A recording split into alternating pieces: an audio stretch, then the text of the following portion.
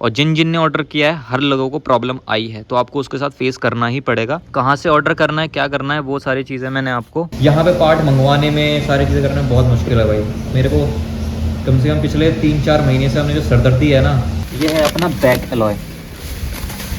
उसमें सारी ABS का वो सारी चीज़ें, मतलब डिस्क ब्रेक, वो बोल्ट बड़े चलने पड़ेंगे, उसको ड्रिल करना पड़ेगा। तो अभी हम लोग सर्विस स्टेशन पहुंच चुके हैं अपने एलॉय को कलेक्ट करने के लिए। बेसिकली इसको भी थोड़ा सा ज़्यादा टाइम नहीं लगा एलॉय व्हील आने में, इसमें भी आ गया टाइम से। तो अब वेट कर रहा हूँ, उन्हें कॉल किया कि सर आ जाएगा। बाकी आने में मेरे रिश्तेदार में जो मेरा लोकल एरिया वहाँ पे भी आ सकता था, लेकिन मेरे को ना चूल्हा है, मतलब वेट नहीं हो रहा था मेरे को।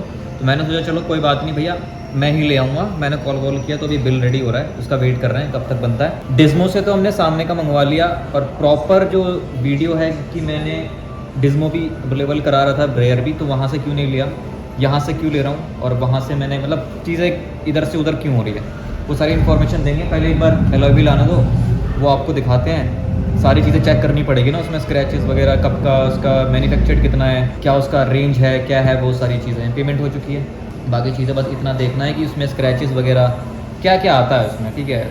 कोड नंबर मैच करना कि जो कोड मैंने मंगवाया वही कोड नंबर है, क्या पता हंटर का मिल गया हो। बट मैंने मीटियोर 350 का मंगवाया है, वो ब्लैक कलर में, एक आता है डायमंड कट और एक आता है ब्लैक टोटल। तो मैंने ब्लैक मंगवाया, और वो कोड नंबर मैंने इनको भेजा था, उस हिसाब से मैंने ऑर्डर किया। वो मैच करना है कि मिलता है कि नहीं वाला, और मेरे हिसाब से नहीं रहेगा तो मैं कैंसिल करा दूंगा भाई। मेरे को तो अपना वाला चाहिए जो मुझे चाहिए, क्योंकि भाई इंटरसेप्टर में वो चीज़ लग रही है, रिस्क का मामला रहेगा, क्योंकि मुझे को राइड करनी है। देखो कस्टम गाड़ी बना रहे हो ना, तो अगर आप कस्टम चीज़ें कर रहे हो तो आपके हिसाब से चीज़ें नहीं चलती, बहुत ज़्यादा मैच करना पड़ता है। मेरे लोकेलिटी में बहुत ज़्यादा मुश्किल है भाई। अगर दिल्ली रहते हो, बेंगलोर रहते हो, बड़े सिटीज़ में रहते हो, तब तो ज़्यादा मुश्किल नहीं है। यहाँ पे पार्ट मंगवाने में सारी चीज़ें करने में बहुत मुश्किल है भाई। मेरे को कम से कम पिछले 3-4 महीने से हमने जो सरदर्दी है ना, एक तरीके से आज ख़त्म, मतलब सामान मिल जाएगा, आज ख़त्म हो जाएगा वो चीज़। बाकी अब फिटमेंट का कहाँ से कराते हैं वो एक मेन इशूज़ है, क्योंकि कलाकारी है भाई उसमें लगने का भी। बोल्ट्स डायरेक्ट फिटमेंट, टायर हमने ले लिया, वो वीडियो आपको दिखाऊंगा मैं इसकी अगली वाली में। देखते हैं क्या स्कीम रहता है। मैंने वीडियो ना शूट ही करते जा रहा हूँ, मेरे को नहीं पता कौन सी वीडियो कहाँ जाएगी, तो आप अपने हिसाब से मैच करना हर चीज़। ये जो कस्टम गाड़ी हम बना रहे हैं, इसकी प्रॉपर इन्फॉर्मेशन डिटेल में देंगे। सब लोग डिटेल में नहीं देते हैं, बहुत कुछ छुपाते हैं, लेकिन हम लोग प्रॉपर डिटेल में, डीपली, एक एक नट बोल्ट के हिसाब से हर चीज़ डिटेल में बताएंगे भाई। प्राइस रेंज क्या है, क्या कहाँ से ऑर्डर करना है, हर चीज़ बताएंगे, ठीक है। तो वेट कर रहे हैं यार, वेट पे वेटिंग, क्योंकि भाई सर्विस स्टेशन आ रहे हो रॉयल एनफील्ड, तो वेट करना ज़रूरी है। और मज़ा भी आता है, टीवी चल रहा है, भूतिया मूवी, हम उसको एंजॉय करते हैं। लेके लग जाएंगे ना, रबड़ होती है उसमें? हाँ हाँ रबर भी है आपके पास रबड़? कुछ रबर है। हाँ न्यू क्लासिक इसमें लगे वो भी कर देना। कितने की उसकी है? 155। तो अभी हम लोगों ने खटीमा से अपना जेन्युइन पार्ट्स रॉयल एनफील्ड का ले लिया, मीटियोर 350 का, और हमने कोड वोड सब चेक कर लिया। वही है जो मेरे को फ़ोटोज़ में उनने मेंशन किया था, जो फ़ोटोज़ मुझे भेजी थी। पहले तो मैंने अपने वहाँ पे लोकल में आरी में जाके उनसे कोड वोड मंगवाया था, क्योंकि उनके एक वेबसाइट में ये सारी चीज़ें होती है। वहाँ से हमने मंगवाया, भैया ने उनको भेजा, फिर मैंने डायरेक्टली वहाँ के मैनेजर को भेजा, क्योंकि वो जान पहचान थी। वहाँ पे भेजा, उनने बोला कि हाँ रोहन भाई अवेलेबल है, आप ले जाओ। तो आज ट्यूसडे था, ट्यूसडे के दिन हमारा वाला रॉयल एनफील्ड जो है सेम है, बट ये वाला बंद रहता है, खटीमा वाला ओपन रहता है। तो मेरे भाई, मैंने सीधे बोला मेरे को पेशेंस नहीं है, मैं खुद ही चले गया हम लेने के लिए। आयुष को बोला चल निकलते, ज़्यादा देखो ज़्यादा बड़ा नहीं है, ईजिली आ जा रहा है। अगर हम 2 लेते तो थोड़ी दिक्कत पड़ सकती थी, लेकिन एक तो डिस्मो से ले लिया, दूसरा यहाँ से ले लिया। डिस्मो ने क्या किया वो सारी चीज़ इन्फॉर्मेशन आपको दूंगा ज़रूर घर में जाके, क्योंकि यहाँ पर थोड़ा धूप वूप पड़ रही है। मैंने इन्फॉर्मेशन दोनों में दे दी। अब घर जाता हूँ, उसके बाद आपको ओपन करके डिटेल में हर चीज़ दिखाता हूँ। एक रबरिंग पार्ट होता है, वो भी हमने ले लिया, सारी चीज़ें अपने को मिल गई है। अब यहाँ से हम निकलते हैं, सारी इन्फॉर्मेशन घर में जाकर देते हैं। तो इसको ओपन करके दिखाता हूँ। देखो सबसे पहली चीज़ें हैं, ये है अपने डिस्मो का, और क्या क्या के साथ फिटमेंट है मैंने पहले ही हर चीज़ चेक कर लिया है। कुरियर सर्विस थे, अब इसका काफ़ी बड़ा झमेला हुआ था, वो सारी चीज़ें मैं आपको एंडिंग में बताऊँगा। पहले आप ये चीज़ देख लो, ये है अपना फ्रंट एलॉय, जो कि अपना डिस्मो की तरफ से आता है। और इसका डिज़ाइन आप देख रहे हो, हंटर 350 का डिज़ाइन है। इसके जितना भी एलॉय व्हील, एलॉय जो है ना, ये हंटर के डिज़ाइन पे बना हुआ है, बेस्ड है। यहाँ पे ये स्पेसेस लगना काफ़ी ज़्यादा इंपॉर्टेंट है, ये वाला जो पार्ट है। और इसके साथ अपना ABS, जहाँ पे अपना वो लगता है ना, सॉरी, ये दोनों चीज़ें हैं जो आपका वो लगेगा, आपका जहाँ पे स्पीडोमीटर सेंसर है ना, ये चीज़ सॉकेट लगेंगे स्पीडोमीटर सेंसर में। डायरेक्ट फिटमेंट नहीं होती है, ये आप याद रखना कि डायरेक्ट आप अगर हंटर का टायर लगा दोगे तो नहीं चलेगा।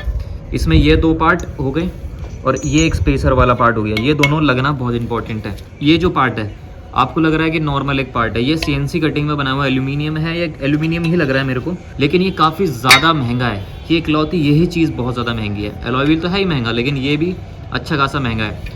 और ये देख रहे हो, पहले डिज्मो क्या करता था, ये नट बोल्ट नहीं देता था। ये जो ब्लैक कलर के पार्ट दिख रहे हैं ना नट्स के, ये वो पार्ट नहीं देता था, वो सिर्फ ये निकाल के और ये एक धागे में बांध के दे दिया करता था। ये पहली बार डिज्मो ने शायद मेरे को ही ये चीज़ भेजी, क्योंकि इनने ये चीज़ अपग्रेड करी है, वो दिन ब दिन कर रहे हैं। ये ज़्यादा टाइम नहीं हुआ इनको निकाले हुए, ये सारी चीज़ ज़्यादा से ज़्यादा 6 महीने या 3-4 महीने कुछ टाइम ही हुआ है इनको ये चीज़ निकाले हुए। 650 में डायरेक्ट फिटमेंट के लिए ये चीज़ें बहुत ज़्यादा इंपॉर्टेंट है। क्यों इंपॉर्टेंट है, आप इंटरसेप्टर में देखना उसका जो वो पड़ता है ना, आपका पूरा आपका डिस्क ब्रेक पड़ता है। चलो वो वाली इन्फॉर्मेशन आपको एंडिंग में बता दे, पहले आप ये चीज़ देख लो। ये है अपना डिज्मो की तरफ से ये सारी स्पेसर्स हैं। ये आपका स्पीडोमीटर सेंसर में लगेगा, स्पीडोमीटर सेंसर चलना भी बहुत इंपॉर्टेंट है, इसलिए ये वो चीज़ लगेगी। और बाकी ये प्लेट है, ये है अपना डिज्मो की तरफ से, और ये है अपना रॉयल एनफील्ड की तरफ से। ये है आपका, पहले मैं आपको इसको ओपन करके दिखाता हूँ।